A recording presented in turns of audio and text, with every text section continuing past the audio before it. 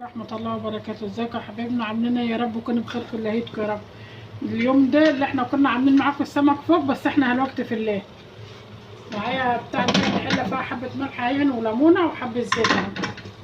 يعني سلقه الكرنب، عملت الصلصه. عامله معاكم حاجات المحشي كتير، يعني الصلصه والورق الكرنب وكده. عملت معاكم كتير، بس على مش كان هنا والله، انا مش كان هنا، فانا عملت الحاجات دي. كنت ورق الخس اعمله معاكم. ميه سخنه اهي، ودي غسلاه كان فم، وحط عليه برضو خل وغسلاه حلو يعني مغسول. هو الميه دي كده وبس، مش هعمل فيه حاجه تاني عشان هو مغسول اصلا.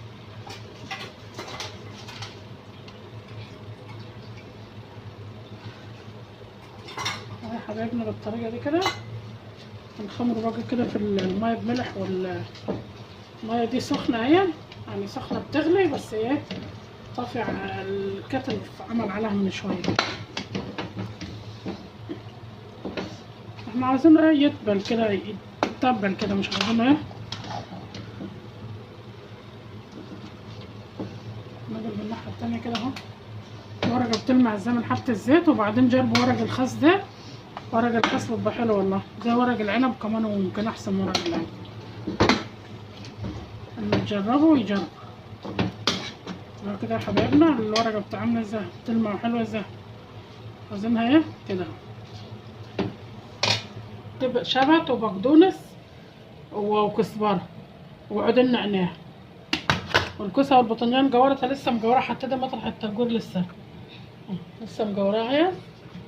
دي احنا بعد ما طلعنا نزلنا من فوق، وبعد المغرب كده حاولت ان انا اسلق الكرنبه بعد ما صليت المغرب، وعملت الصلصه على مشكل. هنا على كان في النادي بيروحوا يحجزوا كده النادي ويلعبوا هو واصحابه.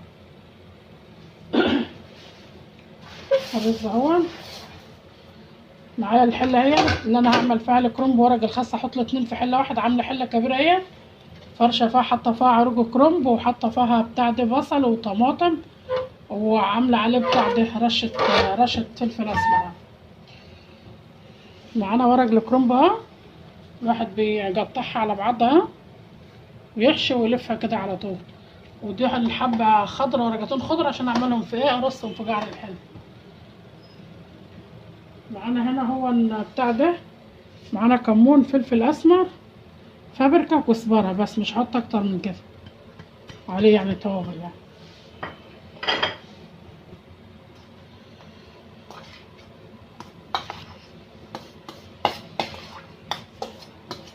بصلتين. الصلصه انا عاملاها معاكم كتير، والصلصه عملت خرطت برضو بصلتين وعملتهم، حطيت عليها فلفل اسمر، حبه سكر، حبه ملح وحبه سكر. عشان الصلصه لابد نحط عليها سكر، يعني عشان الحموضه وكده.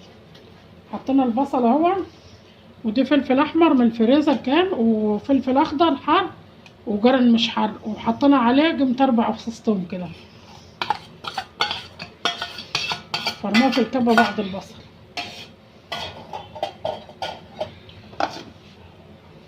نحط الخضره كده. الخضره دي شبت وبقدونس ونعناع.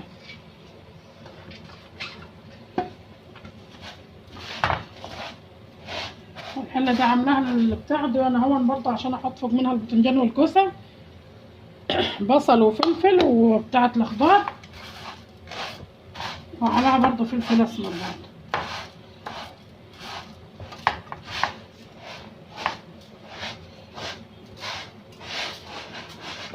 والرز ده رز بلدي، 2 كيلو رز ده رز مصري بلدي يعني. جايبنا اهو.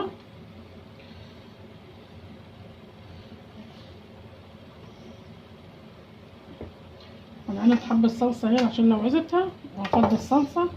والحله اللي مطبخ الصلصه زي ما انا جايه لكم قبل كده، ما بغسلهاش، بحط فيها الكوسه والباذنجان مطرح الصلصه كده. افضي فيها الحاجات اللي انا حطاها هنا اهو، فرشه على بتاع ده الكوسه والباذنجان، وعليها الفلفل الاسمر.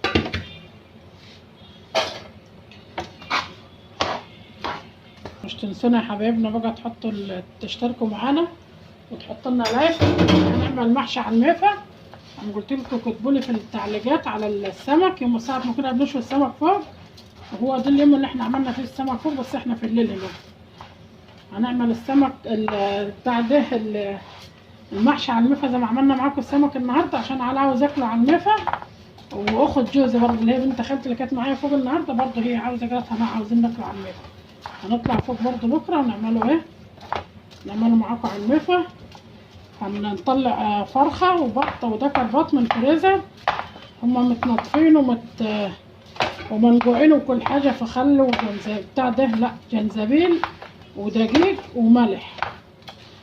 ساعة هطلعهم بس من بالليل قبل ما انام، من وقت حوالي الساعة 11 في الليل. والله انا هحشي المحشي واحطه في التلاجة، مش هاخد حاجة والتأجير كله والله ما خد حاجة. في الليل متأخرين، بس انا برضه احطه في التلاجة احسن يعني، عشان الصبح بقى هطلع الطري يفك واحط عليه بتاع ده.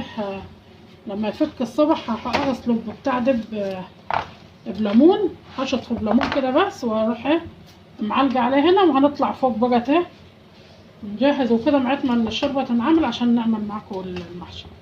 هغسل ايدي بقى وارجع معاكم ايه وانا احشي معاكم شويه صغيره كده.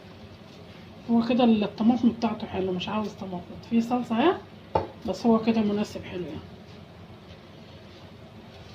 وانا عارفه من غير ما ادوق، انا عارفه اللي انا عاملاه فلفل الاسود والكمون انا بحط عليهم ملح خفيف كده، وانا حاطه حبه ملح في الصلصه وحبه سكر، انا عارفاه من غير ما ادوق ان هو كده مظبوط.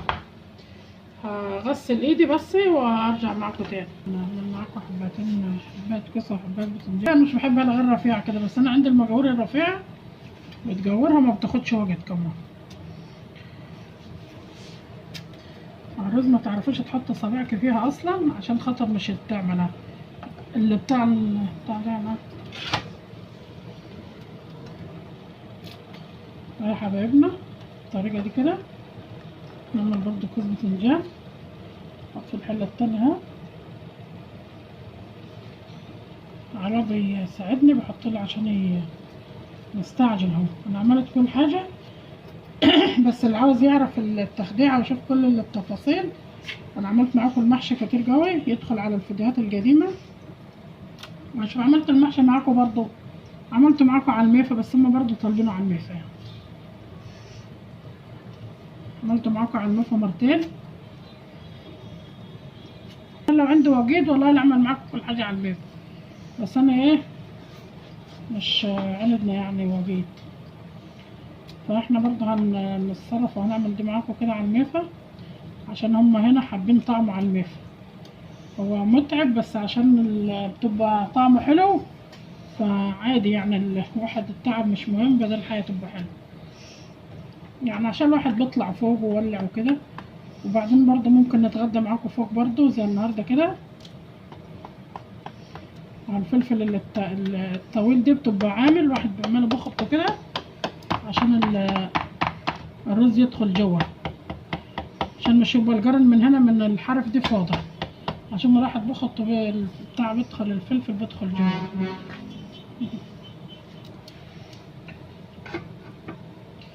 الورق الاخضر ده انا هحطه في قاع الحلو، بس انا هحشي معاكم ورقتين بيض برضو الاول. هما احنا عارفينكم كلكم شطار زي العسل، وربنا يبارك فيكم ويحسن ما بين ايديكم وتعملوا احسن منها يا حبايبنا. انا بعمل رصه خضرة تحت، وبعدين هما هنا مش باكلوا الاخضر، انا اللي بحب الاخضر والله، والاخضر حلو ومفيد بتاع الكرنب يعني.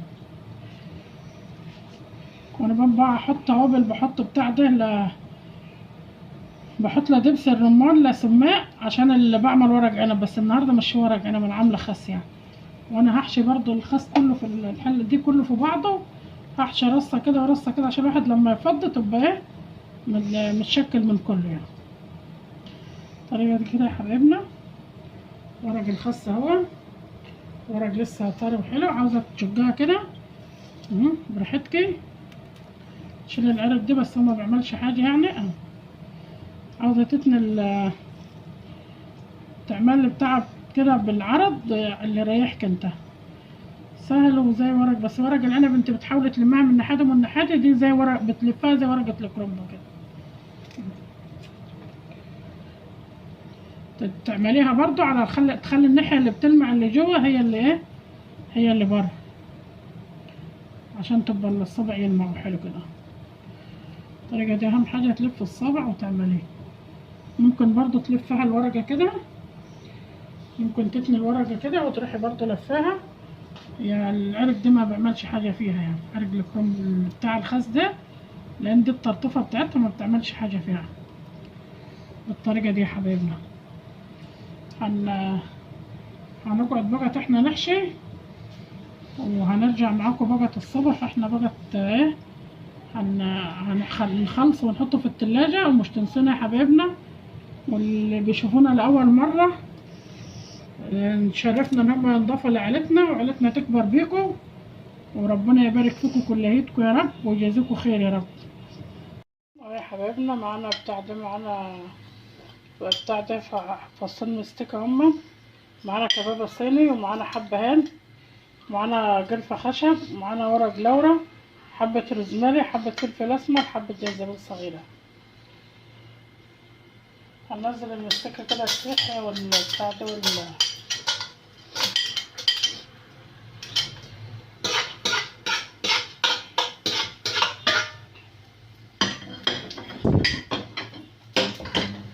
معانا دكر بط اهو، ومعانا فرخة.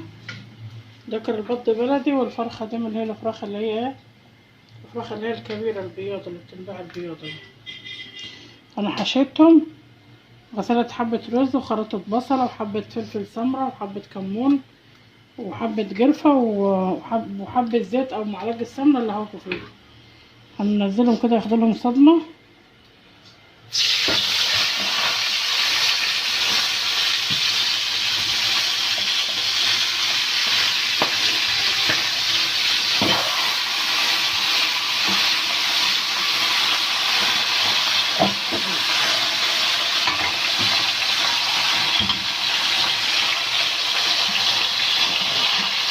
المية بتغلي في الفلفل عشان نديهم صدمة حلوة، ونحط عليهم ايه، نحط عليهم مية سخنة.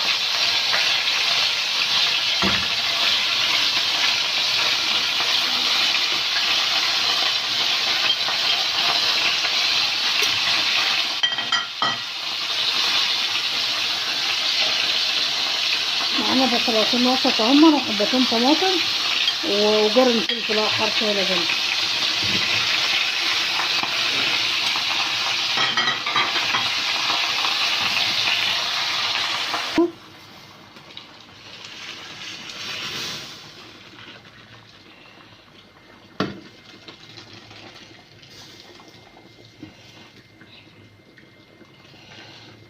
طبعا عملت معاكم المحشي في الليل، وريتكم شوية وكملت وعنته في التلاجة. واحنا على وقت الصبح، يعني يوم الجمعة، دلوقتي حوالي الساعة 10 الوقت يعني. هنغطي بتغلى اهي، ونطلع ريم هنشيله، بس بتاخدلها صدمة حلوة كده مش تعمل ريم. وهزود ايه، هزود حبة ماء في الكتل تاني وزيت. حبايبنا اللي بتاع انا شلت، كان فيه ريم بسيط كده وشلته. تغلي قدام منكم، عملت تغلي من زمان، عملت شوربة. هي واخدلها صدمة اصلا، هي طلعت ريم بس بسيط، يعني حاجة بسيطة كده، شلتها بالبتاع بالمقصود زي كده.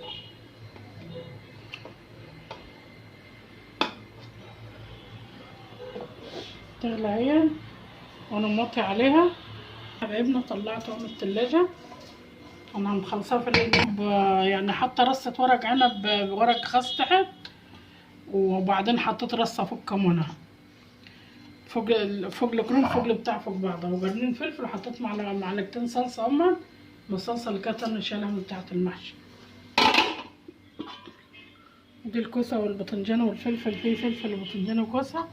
ودي مش حاطط صلصه لان الحله كانت اصلا من صلصه. نطلع فوق يا حبايبنا ونولع، نجهز الولعه وكده، ونحطهم يعني ايه، نوطي عليهم يسخنوا كده في بعضهم، وبطلع اخد الشوربه. كان هي عملت شويه اهو يا حبايبنا. ولعنا البتاع، جهزنا اللي عملنا اللي بتاع الحجاره اهي، ظبطناها عشان الحله التانيه دي، وولعنا عليها تسخن في بعضها، تسخن في بعضها كده عشان ما نكب الشوربه تغلى على طول.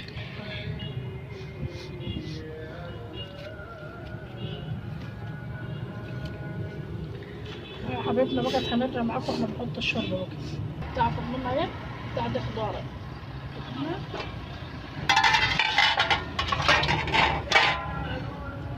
الشوربه انا مصفيها تحت بالمصفى. بسم الله الرحمن الرحيم.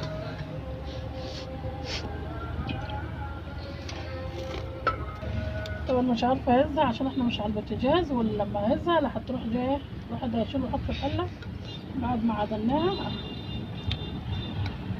بالمعلقه كده، واخلي ايه الشوربه تنزل تحتها.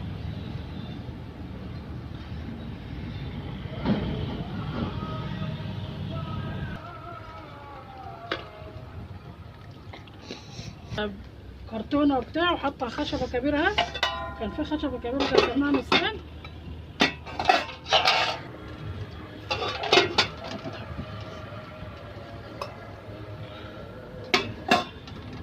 يا حبايبنا بالطريقه دي هنا اهو. السطر اللي فوق مبينه اهو. هي لما ترتك في بعضها هتخس حبه عن كده.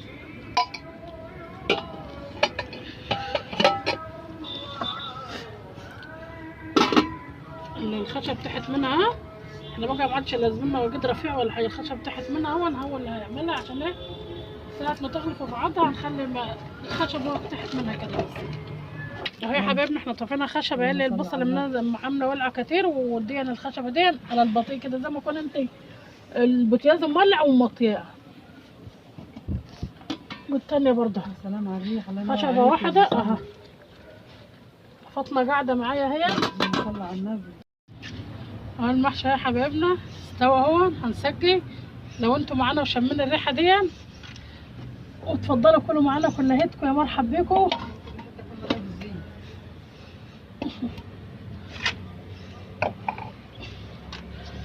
الكوسه والباذنجان اهي.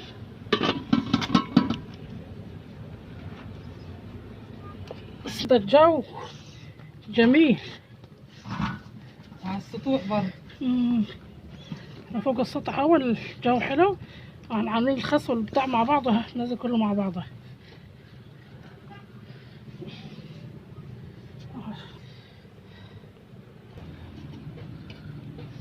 التهيان والباذنجان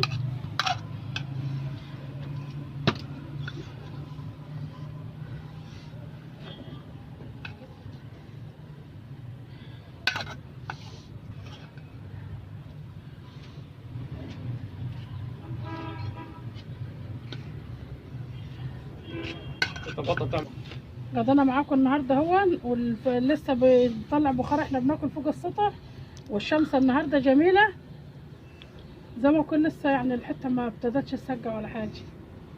وتفضلوا الغدا معانا كليتكم. يا مرحب بيكم. كل سنه وانتم طيبين جميعا، وكل جمعه وانتم طيبين. وتفضلوا الغدا معانا. والسلام عليكم ورحمه الله وبركاته. اقعد يا حصل